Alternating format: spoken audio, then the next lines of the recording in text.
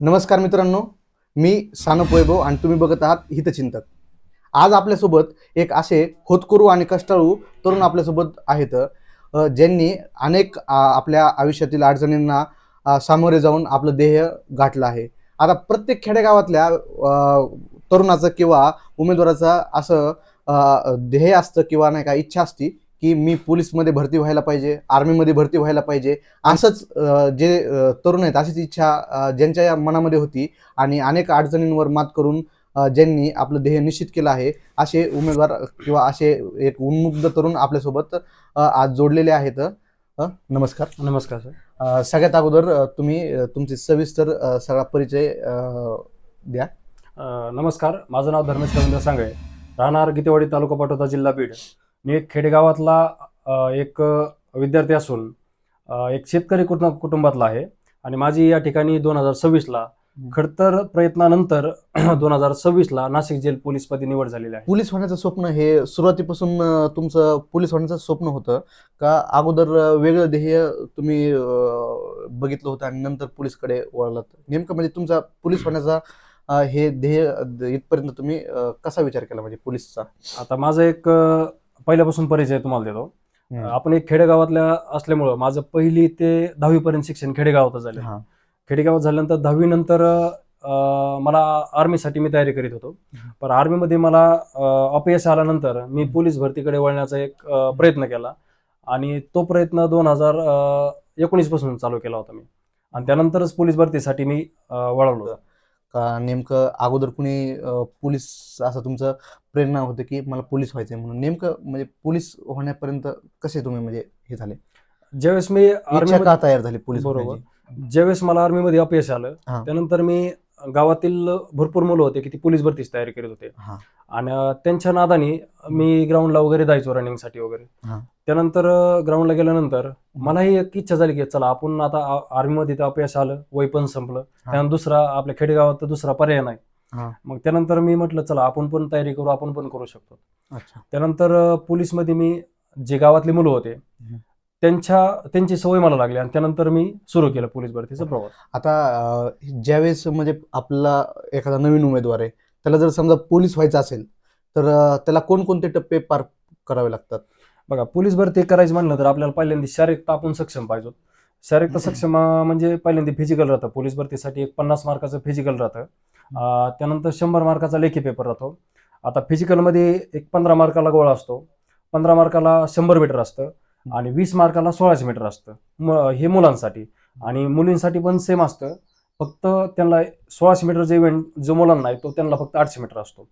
आणि ज्यानंतर आपण ग्राउंडला क्वालिफाय होतो, आता पहिल्यांदा ग्राउंडचं मेरिट लागतं ना, आणि ग्राउंड ज्यावेळेस आपण क्वालिफाय होतो त्यानंतर आपण पेपरला बसतो. आणि पेपर हा 100 मार्काचा राहतो. पेपर 100 मार्क, त्यामध्ये 25 मार्क गणित राहतं, 25 मार्क बुद्धिमत्ता राहतं, 25 मार्क मराठी राहतं आणि 25 मार्क GK GS वगैरे राहतं बाकी. अच्छा. आता हे जे पोलीस भरतीचा जो पेपर आहे तो पूर्ण महाराष्ट्रामध्ये म्हणजे एकच राहतो म्हणजे सगळ्या विद्यार्थ्यांसाठी का वेगवेगळ्या जिल्ह्यावाईज वेगवेगळा राहतो? आता बघा, प्रत्येक जिल्ह्याचा वेगवेगळा पेपर राहतो. आणि म्हणजे त्याचं स्वरूप तर म्हणजे पेपर पॅटर्न ज्याला म्हणतो आपण की नाही का, गुण त्याचे सगळ्या पेपरचे की तुम्ही जसं म्हणजे 100 मार्काचा पेपर असतो तर ते सगळे म्हणजे पॅटर्न तर सेमच असेल ना? हो, पॅटर्न सेमच राहतो. काही विद्यार्थी असे असतात की ज्यावेळेस नाही का आपली भरतीची जाहिरात आली त्यानंतर अभ्यासाला सुरुवात करतात. मग नेमका योग्य पर्याय कोणता की भरती आल्याच्या नंतर जाहिरात तयारी करायला हवी का तयारी करताना भरतीची वाट बघायला पाहिजे? बघा, ज्यावेळेस आपल्याला पोलीस व्हायचं ठरवलंय, शक्यतो पोलीस ठरायचं कधी 12वीच्या अगोदरच. आता 12वी झाल्यानंतर आपल्याला पोलीसची एक्झाम देता येते ना. मग ज्यावेळेस आपण 12वी झाल्यानंतर आपण तयारी करतो त्यावेळेस थोडा कालावधी जास्त लागतो. पण ज्यावेळेस आपण 12वीचा सिलेबस अभ्यास करत पोलीस भरती सिलेबस जर चालू केला किंवा 12वी झाल्यानंतर 1 वर्षातही आपण पोलीस होता येतं. जर आपण 1 वर्ष कंटिन्यूपणा ठेवलं, सातत्य ठेवलं, संयम ठेवला तर नवीन विद्यार्थी असून त्याची काय म्हणतात मेंटॅलिटी चांगली असते लक्षात ठेवण्याची, ग्रॅस्पिंग पॉवर. त्यांनी जर 1 वर्ष जर कंटिन्यू जर ठेवलं तर 1 वर्षातही पोलीस होता येतं 12वी झाल्यानंतर. म्हणजे पूर्ण पोलीसची जी तुम्ही तयारी करताय ती 1 वर्ष नाही का सफिशियंट आहे तुम्हाला पोलीस होण्याकरता. पण ते जाहिरात ची वाट बघायला पाहिजे का तयारी करत असतानाच हा, बरोबर. जाहिरातीची वाट बघायला बघा, पाहिजे? जाहिरातची वाट तर पाहिलीच नाही पाहिजे. हा. आता ज्यावेळेस आपण तयारी करायची पोलीस भरतीची, की अगर कोणतीही एक्झाम असो, महाराष्ट्र लेवल कोणतीही एक्झाम असो, ज्यावेळेस आपण तयारी करायला ठेवले पोलीस भरती, ती जाहिरातीची वाट कधीच नाही बघितली पाहिजे. समजा पोलीस भरती येणार आहे 1 वर्षाने, आपण तयारी केली त्याच्या अगोदर, चला बाबा 1 वर्षाने याड येणार आहे, त्यानंतर तर कुणीही कामाला लागतं, त्यानंतर कुणीही हो. तयारीला लागतं. मग जर आपण शांततेच्या काळात, ते नाही का म्हणत, विश्वास नागरे पाटला सरांचं एक वाक्य आहे की शांततेच्या काळात जर जास्त घाम गाळला तर युद्धाच्या युद्धामध्ये काळात कमी रक्त रक्त- सांडावं हो, लागतं. हो. तर त्या ठिकाणी आपण जर जाहिरात यायच्या आधी जर आपण जर व्यवस्थित जर सातत्य ठेवून अभ्यास जर ठेवला, हा. तर आपण नक्कीच येणाऱ्या भरतीमध्ये यशस्वी व्हाल. अच्छा, म्हणजे तुम्हाला भरतीची वाट नाही बघायची, तुम्हाला अगोदरच भरतीसाठी तयारीला लागायचं, जेणेकरून तुम्हाला कालावधी हे बऱ्यापैकी बाकीच्या विद्यार्थ्यांच्या तुलनेमध्ये जास्त कालावधी मिळेल. आता तुम्ही तर 12वी झाल्या समजा ज्या वेळेस तुम्ही आपलं ध्येय निश्चित केलं तर पोलीस होण्यासाठी तुम्ही प्रयत्न केले, त्यावेळेस नेमके मग कोणकोणत्या अडचणी समजा या भरतीच्या तयारीच्या दरम्यान येतात? बरोबर. बघा, पोलीस भरती करणाऱ्या प्रत्येक मुलाला अडचण राहतात, आणि ती गोष्ट म्हणजे आर्थिक अडचण. पहिली गोष्ट म्हणजे का तर पोलीस भरतीमध्ये उतरणारा जे विद्यार्थी, जे मुलं आहेत, जे मुले असतील, ते कोणतेही खासदाराचे अगर आमदाराचे विद्यार्थी नसतात, अगर मुलं सर्वसामान्य नसतात. घरातले ते सगळे शेतकरी कुटुंबाचे अगर गरिबाचे असतात. हो. त्यामुळे त्यांना आर्थिक अडचणी येणं हे साहजिकच आहे. हा. बरोबर. आणि जर अडचणी जरी आल्या तर त्याला मात कशी करायची, जे स्पर्धा परीक्षा विद्यार्थी करतो. तुम्हाला या बाबतीमध्ये काही अडचणी आलत्या का आर्थिक संदर्भामध्ये? बरोबर. आर्थिक अडचणी तर भरपूर आल्या. हा. त्याच्यावर मातही केली मी. हा. मी 2019 पासून पोलीस भरती तयारी लागलो होतो. 2020 ला काय भरती निघली नाही कोरोनाच्यामुळे. 2019 ची जी भरती, 20 ची भरती, ती 21 ला झाली होती. 21 ला झाल्यानंतर पहिल्यांदा पेपर झाला होता त्यावेळेस. आणि त्यावेळेस पेपर झाला, त्यावेळेस पेपरला मला मार्क कमी पडले, त्यामुळे मी ग्राउंडला काय क्वालिफाय झालो नाही. त्यानंतर पॅटर्न चेंज झाला की नंतर पेपर नंतर आणि फिजिकल अगोदर करायचं. 2022 ला परभणीसाठी मी फॉर्म भरला होता. आपला आर्थिक अडचण म्हणजे तुम्ही हो. आर्थिक अडचणी आल्या का घरून असेल किंवा तुमचा इन्कम सोर्स बाबतीमध्ये तुम्ही कसं मॅनेज केलं? बरोबर. मी 2022 ला म्हणजे आर्थिक अडचणी तर येतच राहिल्या, पण 2022 ला मी MSF महाराष्ट्र सिक्युरिटी फोर्स हे जॉईन केलं होतं. जवळपास 1.5 वर्ष मी MSF मध्ये राहिलो, आणि त्यानंतर मी गावाकडे येऊन पुन्हा तयारी चालू केली. पुन्हा आर्थिक अडचणी आल्या. त्यानंतर मी अहमदनगरला, अहिल्यानगर आताच आहे, त्या ठिकाणी मी ATM मध्ये सिक्युरिटी गार्ड म्हणून काम केलेलं आहे. त्या ठिकाणी मी नंतर वापस आल्यानंतर भरती काय तेव्हा नंतर निघली नाही. त्यानंतर गावी आलो मग 2024-25 ला.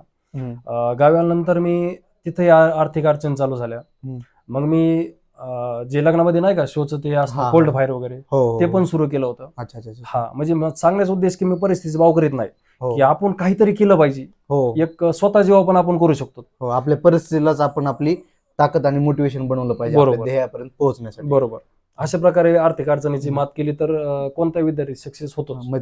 थोडक्यात कमवा आणि शिकवा, जे की आपण बऱ्याचदा ऐकलं असेल की कमवा आणि शिकवा, या म्हणजे अशा सुद्धा परिस्थितीतून तुम्हाला जावं लागलं आहे. आता दुसरा मुद्दा की बरेच जे हे आहेत की पोलीस भरतीची जी तयारी करतायत, त्यांच्या बाबतीमध्ये असं होतं की कधी कधी गोळा जास्त जात नाही, किंवा ग्राउंडच्या बाबतीमध्ये असेल, तसंच मग लेखी परीक्षेच्या बाबतीमध्ये सुद्धा काही अडचणी असतात. मग त्या काय नेमक्या अडचणी येतात की त्यांना? बघा, बरोबर. आणि त्या अडचणींना ते कसं एखाद्या उमेदवाराने टॅकल करावं? बघा, बरोबर आहे. बघा, सगळ्यात अगोदर मेन म्हणजे जर म्हणलं पोलीस होण्यासाठी, तर आपण शारीरिकता सक्षम पाहिजे. शारीरिकता सक्षम म्हणजे जे 3 इव्हेंट राहतात पोलीस भरतीला, एक गोळा फेक राहतो, एक रनिंग राहते, आणि एक 100 मीटर एक राहतं. ज्या विद्यार्थ्याचा गोळा जात नाही त्या विद्यार्थ्यांनी, आता माझं वैयक्तिक सांगतो, माझा 8 आणि 10च्या वर कधी गोळा गेला नव्हता. ज्यावेळेस फर्स्ट टाइम मी ज्यावेळेस तयारी करत होतो त्यावेळेस, आणि ज्यावेळेस मला एका मित्राने एक सल्ला दिला, एक मित्र होता, त्यांनी सल्ला दिला की बाबा तू काय कर, सपाट्या वगैरे मारायचा जा, आपल्या गावठी सपाट्या. मला एक विद्यार्थी असा भेटला, एक मित्र, जिम मधला होता तो मला जिम लाव. मी जिमला गेलो 10-15 दिवस, पण मला काही व्यवस्थित वाटलं नाही. जिमने काय व्हायचं, बॉडी एकदम अशी काम देते, फुगते, अगर ते जाम होते, जाम होते, पण लॉक होते. बरोबर. पण मला त्या एका मित्राने सांगितलं की बाबा तू काय कर, आपल्या गावठी सपाटी मार. हा ज्या विद्यार्थ्याचा गोळा जात नाही त्यांनी 100% गावठी सपाट्या मारल्याच पाहिजेत. रोज 50 ते 150 सपाटी मारलीच पाहिजे. बघा 10 ते 15 दिवसात तुम्हाला रिझल्ट येणार, म्हणजे येणार गोळ्यासाठी. आणि त्यानंतर राहिलं 1600 मीटर रनिंगचा. ज्यावेळेस आपण 1600 मीटर रनिंग करतो त्यावेळेस थोडं अगोदर आपण वॉर्मअप केलं पाहिजे, नाही का? ते आपण सकाळ सकाळी उठल्यानंतर बॉडी एकदम आपली फिट असते. रिलॅक्स हा. आपण थोडं थोडी गरम करणं हो, गरम करणं महत्त्वाचं. त्यासाठी अगोदर थोडं वॉर्मअप करणे आणि त्यानंतर आपण 1600 मीटरसाठी तयारी करणे. तयारी करणं. हो. आणि ज्याला 1600 मीटर आउट ऑफ करायची त्यांनी आठवड्यातून एक वेळेस का होईना लॉंग रूट मारला पाहिजे 10 ते 11 किलोमीटरचा. मी कंटिन्यू 7 ते 8 दिवसाला 7 ते 8 किलोमीटर पळायचो मी कंटिन्यू. जर समजा तुमचा गोळा जात नसेल किंवा गोळ्या जाण्यामध्ये काय अडचण असेल तर सरांनी सांगितल्याप्रमाणे तुम्ही सपाट्या मारल्या तर तुम्हाला बऱ्यापैकी फरक जाणवेल तुमच्या गोळ्यामध्ये. आता हे तर झालं समजा ग्राउंड विषयी. बरोबर. आता लेखी परीक्षेच्या विषयी सुद्धा नाही का, बऱ्याच नाही जवळपास सगळ्यांना 99% विद्यार्थ्यांना अडचणी राहतात की लेखी परीक्षेची तयारी कशी केली पाहिजे, कोणते पुस्तकं वापरले पाहिजेत किंवा पेपर देणं किंवा जे मागचे भरत्यातले पेपर झाले तर ते मग नेमकं काय शेड्यूल असलं पाहिजे लेखी परीक्षेविषयी, की नेमकं किती घंटे आपण लेखी परीक्षेच्या तयारीसाठी दैनंदिन जीवनामध्ये काढले पाहिजेत. बघा आता जर आपल्या पोलीस व्हायचंय हे जर म्हटलं तर आपल्याला 5वी ते 12वी पर्यंत सिलेबस येतो. तो तर मेन गोष्ट, म्हणजे तो जर वाचला तर सगळा डिपेंड त्याच्यावरच आहे. पण तेही जर आपल्याच्या नाही वाचणं झालं, काही बऱ्याच विद्यार्थ्याला 12वी झाल्यानंतर कळतं की आपल्याला पोलीस व्हायचं, आपल्या ध्येयानंतर ठरवतात काय काय. त्यानंतर मग जर ठरवलं तर मग एक काम करायचं, जे पोलीस भरतीसाठी लय मोठे बाजारात लय मोठे पुस्तक आहेत ते नाहीत का म्हणत, भरपूर पुस्तक वाचण्यापेक्षा एक पुस्तक 1000 वेळेस वाचायचं थोडक्यात. हा, म्हणजे 1000 पुस्तक वाचण्यापेक्षा एकच पुस्तक 1000 वेळेस वाचायचं. रिसोर्सेस कमीच असायला पाहिजे. हो, पण नाही का त्याचे वापर त्या एकच रिसोर्सचा मल्टिपल टाइम झाला. बरोबर. मग त्यासाठी जे आपल्या पोलीस भरतीचे जे मेन पुस्तक आहेत तेच आपण वापरले पाहिजेत. मेन गोष्ट म्हणजे बाळासाहेब शिंदे सरांचं मराठीसाठी पुस्तक वापरायचं. त्यानंतर आता मी अमोल पाटील सर त्यांची एक मॅथची एक बॅच घेतली होती. अतिशय एकदम योग्यरित्या आणि परिपूर्ण कंटेंट त्यामध्ये आहेत. मी एकच वेळेस बॅच केली, तर आहे असे ऑप्शन सकट क्वेश्चन येणाऱ्या म्हणजे पोलीस भरतीला आलेत, प्रत्येक पेपरला आलेले आहेत ते. आणि एक सह्याद्री करिअर अकॅडमी बारामती, त्यांचा एक GK साठी एक ठोकळा आहे, सगळ्यात उत्तम ठोकळा आहे तो. त्यामध्ये PYQ भरपूर येतं, क्वेश्चन वगैरे दिलेले. आणि त्यानंतर एक क्वेश्चन पेपर जर सोडवत झालं पोलीस भरतीला, जर आपल्याला जर सिलेबस जर कव्हर करायचा असला तर मेन गोष्ट म्हणजे PYQ सगळ्यात गोष्ट. आणि नोबेल पब्लिकेशनचं एक पुस्तक आहे ते एक वापरलं पाहिजे. बाकी गणितासाठी पंढरनाथ राणे वगैरे आणि जे ऑनलाईन लेक्चर आहेत अमोल पाटील सरांचे. आणि अजून GK साठी प्लसमध्ये आत्ताच आपले विठ्ठल बडे सरांचं एक पुस्तक आलेलं आहे 44,000 म्हणून, मी तेच रिपेअर केलेलं आहे. जवळपास तिथले आहे असे ॲक्युरेट क्वेश्चन आलेले आहेत जवळपास. आता बऱ्याच विद्यार्थ्यांनी तेच वाचायला पाहिजे. तुम्ही म्हणजे एखाद्या अकॅडमीमध्ये होते का? आता तुम्ही जे सांगितलं की माझ्या आर्थिक मला काही अडचणी आल्या किंवा आता बऱ्याच जणांना मानसिक अडचणी, आता आपापल्या लेवलवर वेगवेगळ्या विद्यार्थ्याच्या वेगवेगळ्या जेवढे विद्यार्थी तेवढ्या वेगवेगळ्या प्रकारच्या अडचणी राहतात. समजा आता तुम्हाला आर्थिक अडचण आली, कुणाला मानसिक अडचण असेल किंवा कुणाला काही वेगळ्या प्रकारची अडचण असेल. पण आता तुम्ही सांगितलं मी आर्थिक अडचणीवर मी मात करून आलो. पण तुम्ही आता तयारी करत असताना तर जॉब केला समजा, कमवा आणि शिकवा, मग तुम्हाला तर अकॅडमीमध्ये जायला भेटलं नसेल किंवा तुम्ही असं कोणाचं वैयक्तिक मार्गदर्शन घेतलं होतं का? घर बसल्याच शिक्षण घेतलं आणि नोकरी करत करत शिक्षण घेतलं? बघा मी ज्यावेळेस MS वगैरे सोडलं होतं, MSF वगैरे सिक्युरिटी गार्ड वगैरे सगळं सोडून गावाकडे आलो होतो, त्यावेळेस मी कोणत्याही अकॅडमीचं प्रशिक्षण घेतलं नाही.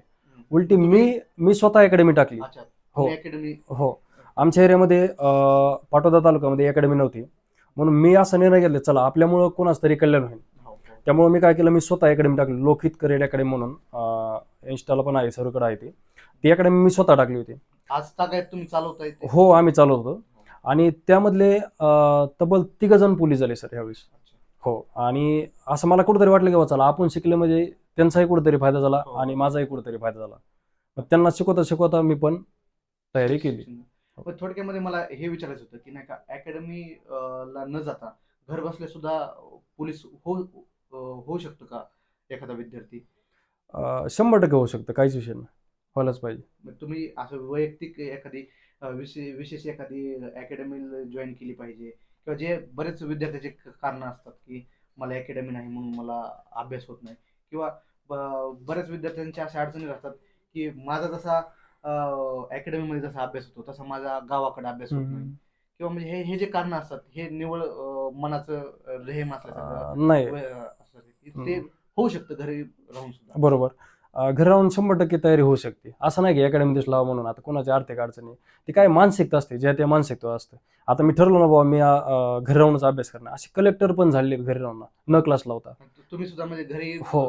राहूनच लेखी सुद्धा पार केली हो. आणि ग्राउंडचा टप्पा सुद्धा तुम्ही हे पार केलेला आहे. हे काय आता ट्रेंड झालाय आता इन्स्टाने वगैरे त्यांनी की अकॅडमी लावा पोलीस व्हा, असं काही नाही. आपण घरी राहून ही तयारी अगदी घरचं काम करून, घरच्या आपल्या फॅमिली सोबत राहून आपण अभ्यास करून घरच्यांना आपण मदत सक्सेस होऊ करून सुद्धा हो, शेतीमध्ये हो. किंवा जे आपलं घरचं काय जे व्यवसाय असेल त्याच्यामध्ये हातभार लावून सुद्धा तुम्ही तयारी करू शकतो. जे मुलं म्हणजे अकॅडमीला जे मुलं नाहीत किंवा जे घरून तयारी करू इच्छितात किंवा ज्यांची परिस्थिती नाही अकॅडमीमध्ये जाण्याची किंवा पैसे खर्च करण्याची, किंवा ज्यांना घरी राहून आपला व्यवसाय करत करत किंवा घरच्यांना मदत करत करत ज्यांना तयारी करायची, त्यांच्यासाठी असे काही ऑनलाईन आता टेक्नॉलॉजी बऱ्यापैकी ॲडव्हान्स झालेली आहे. वेगवेगळे मार्गदर्शन करणारे किंवा शैक्षणिक सिलेबस घेणारे यूट्यूब चॅनल ऑनलाईन उपलब्ध आहेत. मग असं तुमच्या माहितीनं किंवा तुम्हाला ज्या यूट्यूब चॅनलचा फायदा झाला असे काही फ्रीमध्ये जे शिकवतात असे काही आहेत का यूट्यूब चॅनलवर, आणि ते कोणते येतं आणि विद्यार्थ्यांनी फॉलो करावेत का?